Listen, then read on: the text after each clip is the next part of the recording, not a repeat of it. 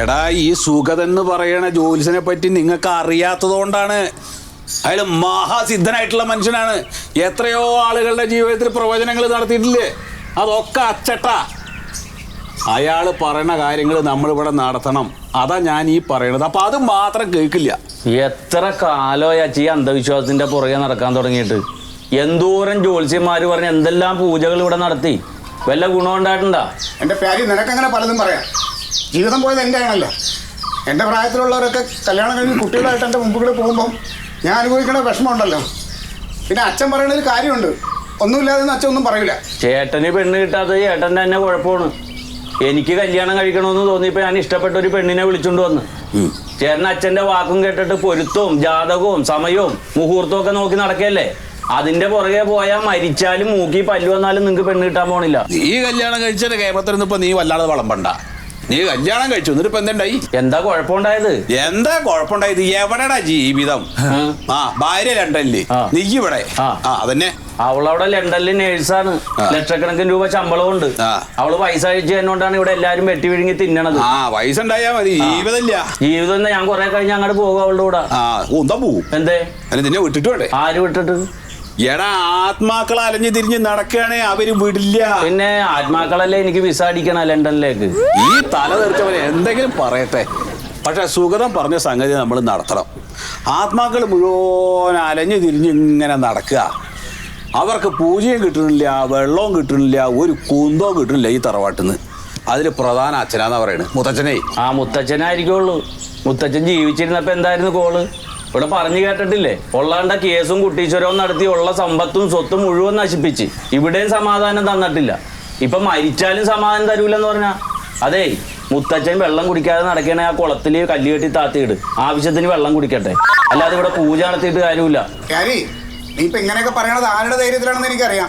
അച്ഛാ, ആ യുക്തിവാദി ശീതളന്റെ കൂടെയാണ് ഇപ്പൊ കൂട്ട്. ഈ അമ്മ പറഞ്ഞത് ശരി. ഈ പിതൃക്കൾ കാരണമാണ് എൻ്റെ ഭാര്യ പോയത്. ഓൾ എന്നോട് ചോദിച്ചു, ഒന്ന് റേഷൻ കടയിൽ പോകുന്നു. എല്ലാ ദിവസവും മറുപോലെ പറ്റൂലെന്ന് പറഞ്ഞത്. റേഷൻ കാർഡ് എടുത്തിട്ട് ഓള് പോയില്ലേ? എന്റെ പിതൃക്കളെ, നിങ്ങൾ എന്തിനാ എന്നോട് ചതി ചെയ്തു? നിന്റെ ഭാര്യ റേഷൻ കടക്കാരൻ്റെ കൂടെ ഒളിച്ചോടി പോയത് പിതൃക്കളുടെ തലയിൽ വെക്കണ്ട. അത്രയും കൊള്ളരാത്തവരല്ല നമ്മുടെ പിതൃക്കള്. നീ പെണ്ണ് കെട്ടിയാലേ നീ ജോലിക്ക് പോയിട്ട് കുടുംബം നോക്കണം. അല്ലെ ഏത് പെണ്ണായാലും വേറെ ഒരുത്തൻ്റെ കൂടെ പോകും. ഇനി അതും കൂടി പിതൃക്കളുടെ തലയിൽ വെച്ചോ. പൂജ നടത്താൻ ഓരോ കാര്യം പറഞ്ഞുണ്ടാക്കിയണേ. തല തിരിഞ്ഞ വർത്താനം പറയാണ്ടിരിക്കണ കഴുത. ഇവിടെ ഞാൻ ജീവിച്ചിരിക്കുന്നിടത്തോളം കാലം ഞാൻ പറയുന്ന കാര്യങ്ങൾ നടത്തിയാൽ മതി. ആ സുഗതം പറഞ്ഞ പോലെ ഇവിടെ പൂജ നടത്തണം. എല്ലാവരും ഓരോ വിഹിതം ഇടും.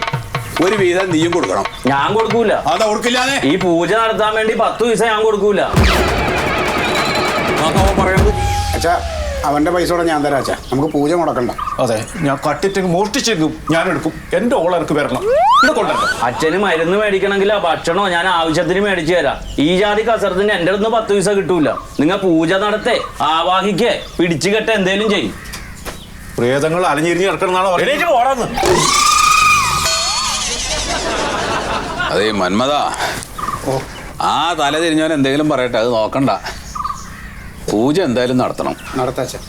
പൂജ ഭംഗിയായിട്ട് നടത്തി കഴിഞ്ഞാല് നിന്റെ വിവാഹവും നടക്കും. എന്റെ ഓളും വരണം. വരും വരും, കാത്തിരുന്നോ. കൂടെ ഒരു കൊച്ചുണ്ടാവും.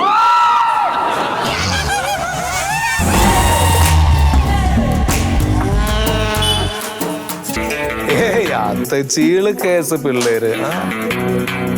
അതൊന്നും കാര്യമില്ലെന്നേ. അല്ല, അപ്പൊ ദൈവത്തിന്റെ മതത്തിന്റെ ഒക്കെ കാര്യം പറഞ്ഞവര് ഞാൻ പറഞ്ഞടാ, ആദ്യം ഉണ്ടായത് ലവണങ്ങളും ധാതുക്കളാണ് അന്തരീക്ഷത്തില്.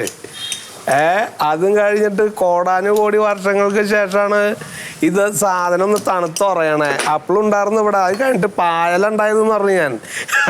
ഇതിനൊന്നും മറന്നില്ലല്ലോ. അപ്പൊ ജീവന്റെ ഉൽപ്പത്തിനെ കുറിച്ചൊക്കെ പറയുമ്പോളോടെ ഞാൻ പറഞ്ഞത്, അത് കഴിഞ്ഞ് മനുഷ്യൻ ആഫ്രിക്കയിൽ അതിന്റെ ആദ്യ രൂപം ഹോമിയോസാപ്പിയൻസിന്റെ എത്രയോ മടങ്ങ് കഴിഞ്ഞിട്ടാണ് നീയൊക്കെ അവിടെ ജനിച്ചിട്ടുള്ളതെന്നാ പറഞ്ഞു ഞാൻ. അത് കഴിഞ്ഞ എത്ര കോടി കഴിഞ്ഞിട്ടാ മതം എന്ന് പറഞ്ഞ സാധനം ഉണ്ടാവണേ. അപ്പൊ ഭയത്തുനിന്ന് ഉണ്ടാവണതാണുള്ളത്. ഞാൻ ഇല്ലില്ല, ഞാൻ പിന്നെ പകുതിക്കനുസരിച്ച് പോന്നു. എന്തൊട്ട് പറയണവരുടെ അടുത്ത് അതിനുള്ള ശേഷിയില്ല അവർക്ക്. ശരി എന്നാ, നീ വരില്ലേ? വൈകിട്ട് വരണ്ട? ഓക്കെ എന്നാ, ശരി ശരി. അല്ല ശീതളേട്ടാ, ആ. ഞാൻ കൊറേ ആയി ചോദിക്കണമെന്നിരിക്കുന്നു. എന്തുട്ടാ ശരിക്കും ദൈവം ഉണ്ടോ? ദൈവാ നീ കണ്ടുണ്ടാ? നിന്റെ അപ്പനെ അമ്മ ആരെങ്കിലും കണ്ടുണ്ടാ? ഇല്ല. ബന്ധുക്കളോ അയൽവക്കാരോ അങ്ങനെ ആരെങ്കിലും കണ്ടുണ്ടോ? ഇത് ആരും പറഞ്ഞിട്ടില്ല. പിന്നെ എവിടെയും കാണാത്ത സാധനം എന്തുട്ടാ നീ എന്നോട് ചോദിക്കണേ? അല്ല, ഞാൻ ഈ ഇടക്ക് എന്തെങ്കിലും പ്രശ്നം വരുമ്പോ ദൈവത്തിനെ വിളിച്ചു. അപ്പൊ ദൈവം വന്നിട്ട് കാര്യം നിനക്ക് നടത്തി തരും? അങ്ങനെയൊന്നുമില്ല, സമാധാനം നമ്മളെ. നിനക്കേ വെള്ളത്തിന് ദാഹിക്കുന്നുണ്ട്, കുറച്ച് വെള്ളം വേണം. അത് നിനക്ക് ദൈവത്തിനോട് ചോദിച്ചാൽ കിട്ടുമോ? അത് കിട്ടൂല. അത് ഞാൻ പോന്നെ പോണ്ടേ? നീ പോയി എടുക്കണം, അല്ലെങ്കിൽ നീ എന്നോട് പറഞ്ഞോ, ഞാൻ കൊണ്ടുവന്ന് തരും. അല്ല, ഈ വെള്ളം ഉണ്ടാക്കിയാലും ദൈവമല്ലേ, അതുകൊണ്ടല്ലേ നിങ്ങൾക്ക് എടുക്കാൻ പറ്റുന്നത്. എടാ വെള്ളം ഉണ്ടാക്കിയത് ദൈവമാണെന്ന് നീ വിശ്വസിക്കണല്ലേ? നമ്മളല്ല അങ്ങനെ പറയുന്നത്. നമ്മളല്ല, നീയേ ഹൈഡ്രജനും ഓക്സിജനും ചേർന്നിട്ടാ വെള്ളം ഉണ്ടായിട്ടുള്ളത്, അങ്ങനെ ഞാൻ വിശ്വസിക്കണല്ലോ. ആ എന്തുട്ടാ പറഞ്ഞു, ആരോടായി സംസാരിക്കും? നീ എന്തെന്നാ നീ എവിടെ വന്ന്? എന്താ എൻ്റെ വിശേഷങ്ങളൊക്കെ? സുഖമായിരിക്കും. ഇതെവിടുന്ന് കിട്ടിയപ്പോ?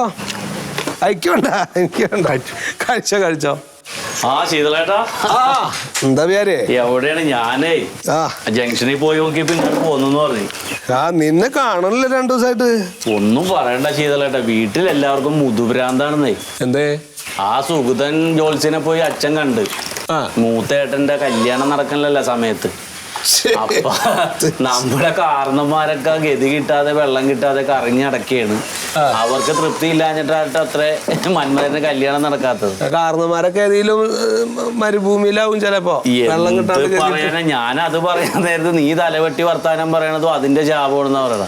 ഇപ്പൊ അയാളെ പോയി കണ്ടപ്പോ കൊറേ പൂജയൊക്കെ എഴുതി കൊടുത്ത് 2-3 ദിവസമായിട്ട് ഹോമവും പൂജയും അയൽവക്കളെയും ബന്ധുക്കാരെയൊക്കെ വിളിച്ചിട്ട് സദ്യം ഭയങ്കര മേടാണ് അവിടെ. നിക്കാൻ പറ്റണില്ല.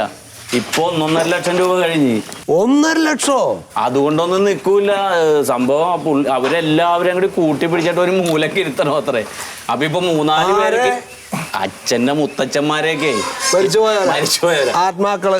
ഇപ്പൊ ഒരു 3-4 പേരെ കിട്ടി. 2 പേരെ അങ്ങോട്ട് പിടുത്താൻ കൊടുക്കണില്ലെന്ന്. ഇത് ഏത് കഴുതേടാ ഈ ജാതി വിഡ്ഢിത്തെ എഴുന്നള്ളിക്കണത്? സുഗതൻ ജോത്സ്യര് പ്രശ്നം വെച്ച് പറഞ്ഞതാ അത്ര. അത് അച്ഛട്ടാണെന്നാ പറയണത്.